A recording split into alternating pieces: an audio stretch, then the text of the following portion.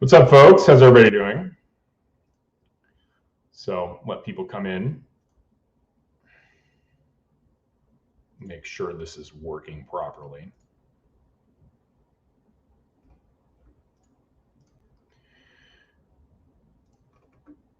All right, cool beans.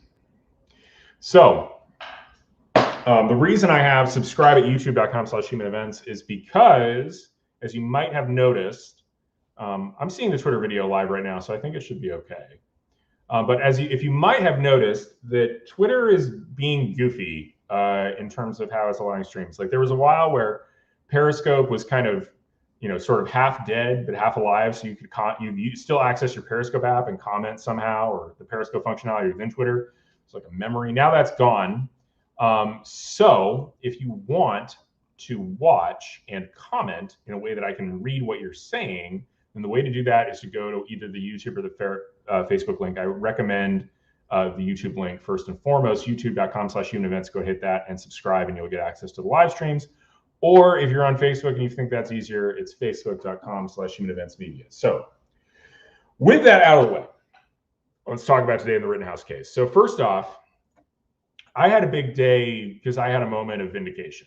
And you might have caught this if you were following it. But basically, I think within 48 hours of the Rittenhouse events back in August 2020, I did a Periscope explaining why Kyle was in lawful possession of his firearm. A lot of people were saying that because he was under 18, he was not legally allowed to possess an AR-15 in Wisconsin.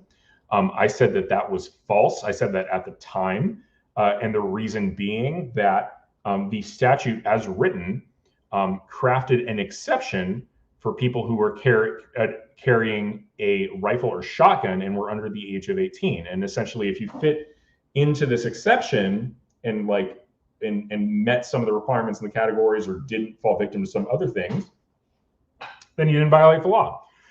And I did that analysis. Like, it was not hard. It was literally a very straightforward reading of the statute. And that was exactly what the judge ruled on today. Something that PolitiFact said was false, outright false, that Kyle was legally able to hold the gun. It turns out the judge in the case, after reviewing the law, said it was true, which should indicate why it's a bad thing for people who are non-lawyers to opine on what is true or false about contested and narrow areas of state law. Just generally, people should be careful they weren't. But I'm pretty proud of that. Like, I know I got the Chauvin verdict wrong, and it's always hard to predict what a jury will do, but I'm at least happy that I understand the law and that I was able to get the law right. That was like the first good thing that happened. Then after that, there was a bunch of debate about jury instructions. It was kind of tedious. And then we got to closings. And I have a broad thesis on the closings. I think the prosecutors did really poorly. And I think the core of why is they were under the impression that if they could just kind of spin reality into what they wanted it to be.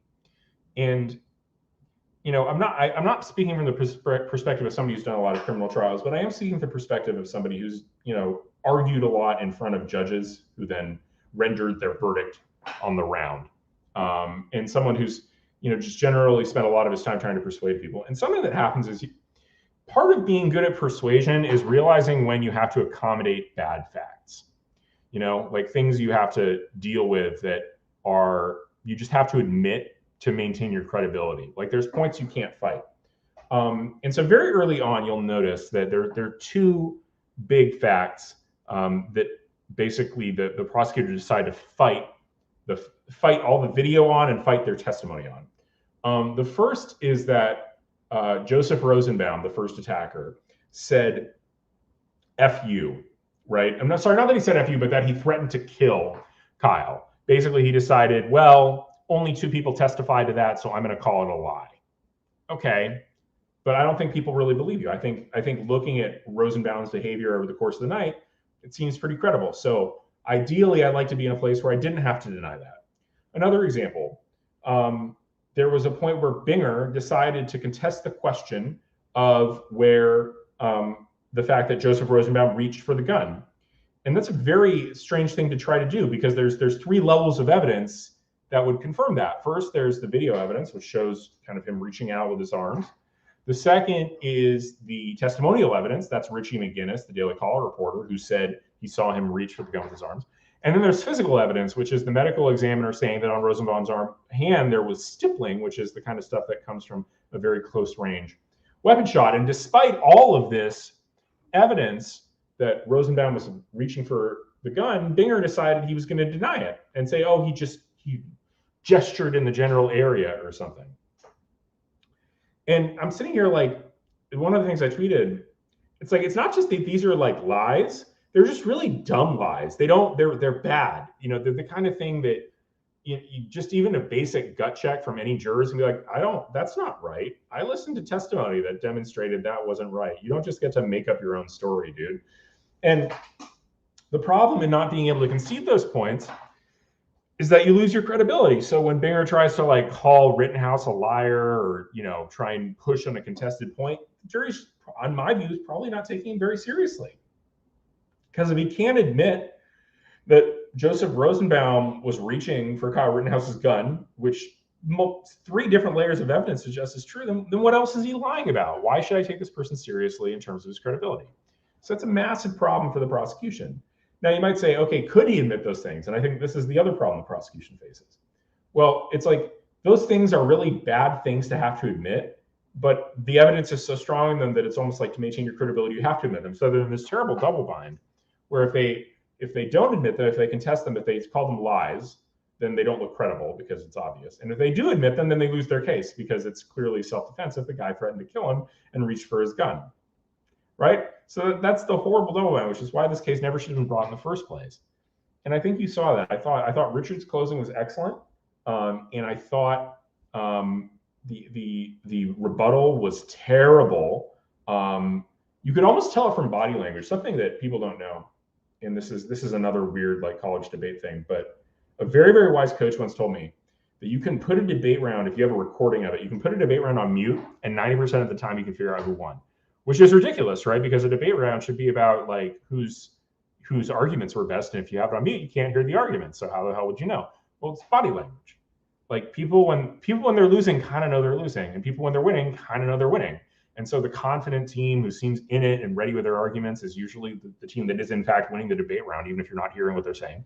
And the team whose shoulders are shrugged, has like a whiny, sort of irritated disposition, they're usually the team that's losing, because, you know, even if they think they're trying to present something in a very objective way, they're not able to.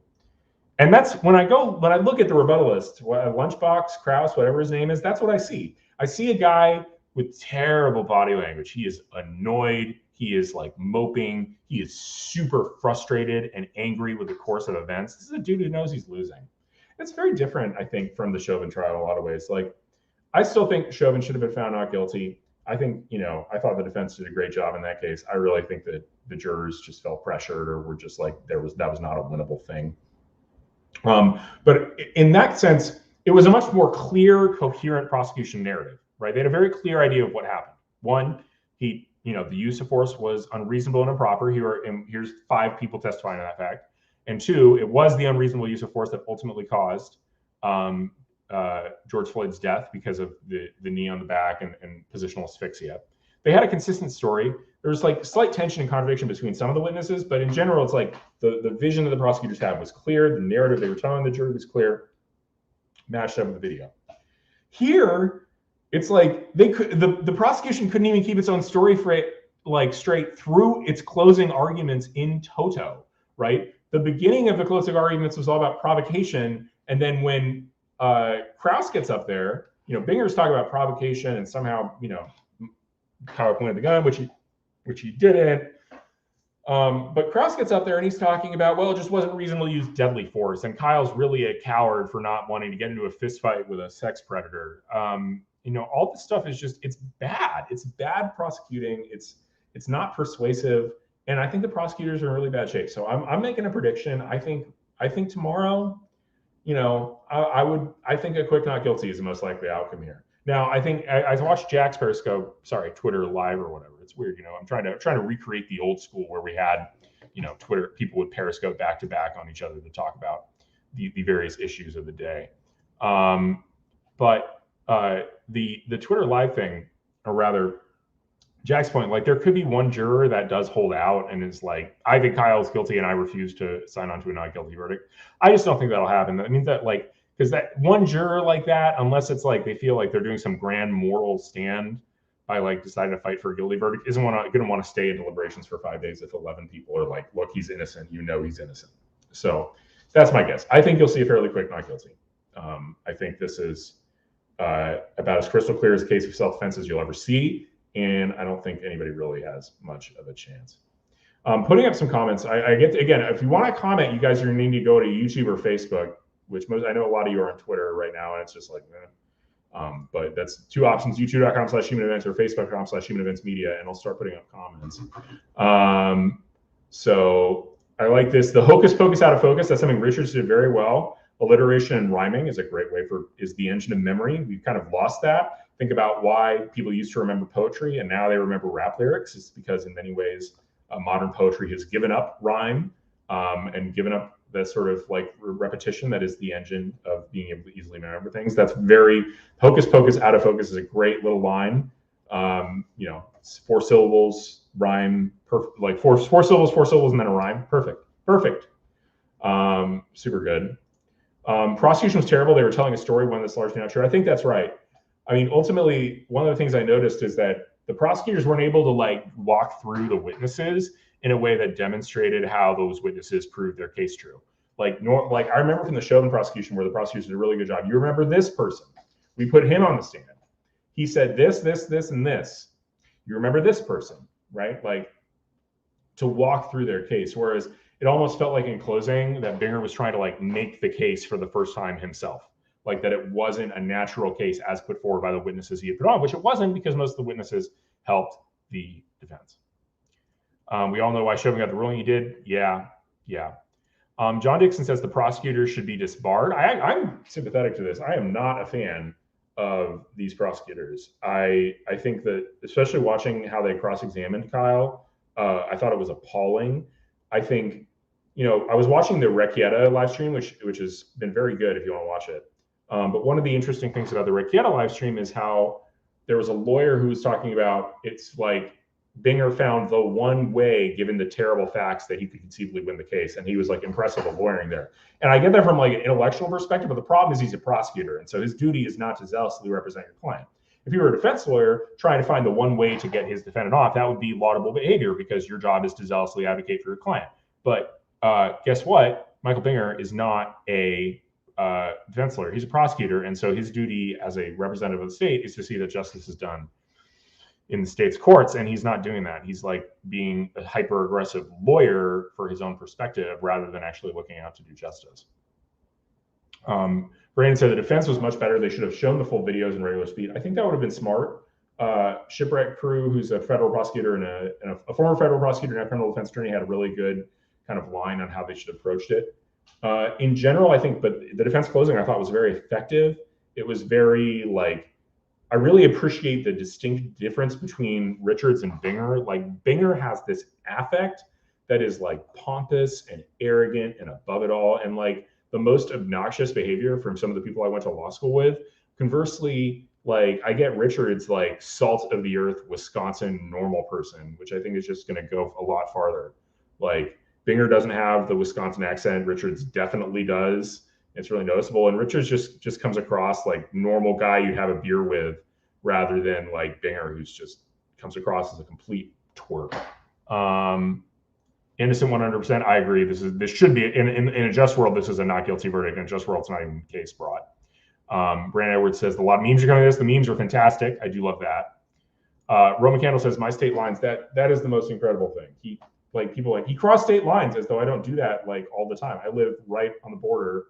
I live in Arlington, Virginia, which means I'm like 15 minutes from either the border of DC or the border of Maryland. Like I cross state lines routinely. It's not really a thing. He didn't take the gun back and forth across state lines. This isn't like circa 1920s era bank robbery where people are constantly robbing banks in one state and going across to another state, and there's no federal police force, so they're getting away with it. Like none of that's happening. It's literally, mostly normal. Dottie Berry does point out the best part when the prosecutor said to the jury, many of you were probably in bar fights. Yeah. No, actually, I've never been in a bar fight. And the whole prosecutor's line, the Krauss line, that it's like, he should have just taken his beating. It's like, but he was holding a gun in public. He was open carrying. Like, he can't just take a beating if the guy decides to seize his gun and shoot him with it. That's not a thing. Like, that's I mean, maybe this is like a good argument against open carry generally, and that all carry should be concealed, is that like attacking someone who's open carrying is kind of like, you know, obviously presents the risk of deadly force being used against the person with the gun, because you have to assume the guy's going to fight you, he's going to take it from you. So, you know, that's not good. It's actually an interesting argument against open carry. I haven't really thought about it. I don't have some like big I mean, obviously I'm a Second Amendment person, but I don't have some big thing about like whether open carry or concealed carry is better. I mean, I think, you know, obviously concealed carry should absolutely. Open carry, I'm actually like a little more like, I can see the arguments going both ways. It's a little weird for people to be walking around with guns showing like it's the Wild West or something. Let's see. Yeah, Brandon Edwards points out that Little Binger pointed a gun with a finger on the trigger. Very good. There's a lot of alliteration and rhyming going on. At people, yeah, that was reckless. Very clear he's never taken a gun safety course, unlike Kyle Rittenhouse, who certainly has and understands low ready. I didn't see Binger roll his eyes. So I didn't know. I'm answering questions from both Facebook and YouTube. You can kind of see that if you're watching on the screen, you should be able to see that the icons come from there. So I'm trying to, if you guys want to say something or like get in on this, and going to either facebook.com/humaneventsmedia or youtube.com/humanevents is the way to get in on it. Yeah. Kyle should have been willing to get a fist fight. Was a strange argument, says Admiral Ronnie. I don't think it will resonate at all, but who knows? I agree with that. I think that argument's doomed. I think a normal juror will look at that and be like, really? Look, that's really your argument? Crazy person who threatened to kill him is, yeah, it's just, it's weak sauce. It's weak sauce. Do I think they'll come to a conclusion tomorrow? Yeah, I would bet on a quick verdict. That's what I think is going to happen. I don't think it's going to take long. Really don't think. Yeah, that's true. My worry is that we're all in a world of logic, not emotion. Prosecution, like in the Chauvin trial, was all emotional appeals, and you were on that too. Just saying, it's true. I was wrong on the Chauvin trial. I thought it would ultimately go the logic way, but here, I think even in the world of emotion, I think that, you know, the defense attorney did a lot better job on that, and a lot better job with rhyming and just being a little more engaging and memorable than the defense attorney in Chauvin. What do I think of the defense's objection game? Did they not object enough? I don't know. It's hard to say. You know, and they're there and they're sitting there with the jury. You know, there's been a disconnect. Like the people I read on Twitter who are like people I know who are defense lawyers have generally been very complimentary of the job that the Rittenhouse defense lawyers are doing. And I mean, with a couple of exceptions, but like for the most part, they're more complimentary than sort of like the general practice lawyers, people who just do civil litigation. And sort of, I think maybe there's a difference in practice experience and the dynamics of that courtroom that lead those defense lawyers to do something different. I don't know, because I know those defense lawyers are almost certainly seeing a lot of these objections, but maybe they're just thinking, I can let this go. I think one of the things you'll notice is that there were really very few objections to the closing, and there could have been a lot more. I don't know. My guess is that the defense lawyer just felt he could deal with them all and clown on them during his own closing argument. That's my guess. Admiral Ryan says, the whole trial seems scattered to me. I'd be annoyed if I was a juror. I can see that. I don't think prosecutors did a very good job putting on a coherent, logical case. I think in many ways, the case put on by the Chauvin prosecutors was much more natural, right? It had like, it was thematic. You started with what happened and how it happened. Then you went to use of force experts. Then you went to medical experts. And I think you saw something quite a lot better.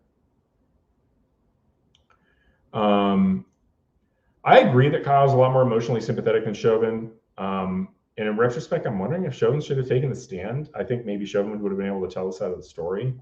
It's hard to say, but looking back, I can kind of see it. You know, there's the big risk with putting your defendant on the stand is that they're going to offer a factual narrative that can be rebutted by the defense lawyer, and they can be made to look like liars and fools.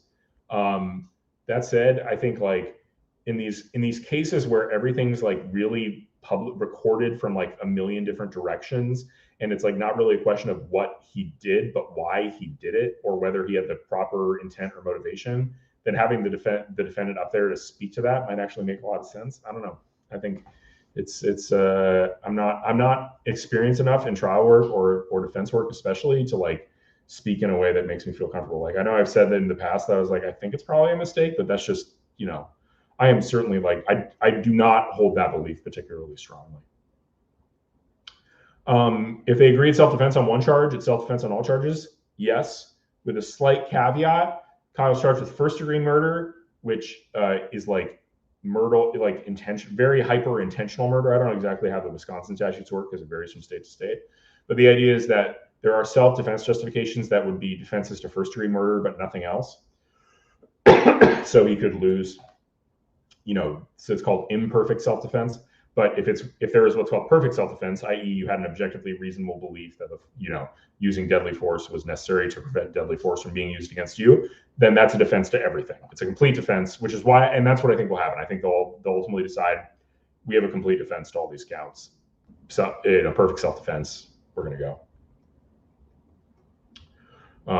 All arguments crumble when there's no foundation. Indeed, James. I asked for what my opinion. I already answered this. Why can't we super chat here? Oh, I need to set up super chats at some point. That's something I should do. We'll talk about how to get that set up, but that's a pretty smart thing. Yeah, you should fist fight is a horrible, horrible argument. I don't think that vibe will work. I made that. This is from Donald B. The idea that, you know, because the defense lawyer's lack of objection was they're reading the jury going their way. I think that could have easily been it. I think that makes a lot of sense. Yeah. Like, what else is there? This is a long comment. Yeah, Kyle would not be there if they'd been successful in snatching his rifle. He would have been pummeled. Yeah, I mean, one of the worst and most obnoxious arguments in this whole thing is the idea that, you know, he could have just easily fought them off. All right, well, we can go on for 23 minutes, and my throat is sore because I'm out of practice, so I need to do these more. But thank you for hanging out. Thank you for watching. I hope you enjoyed it, and there will be more to come. I'll talk to you guys soon. Peace.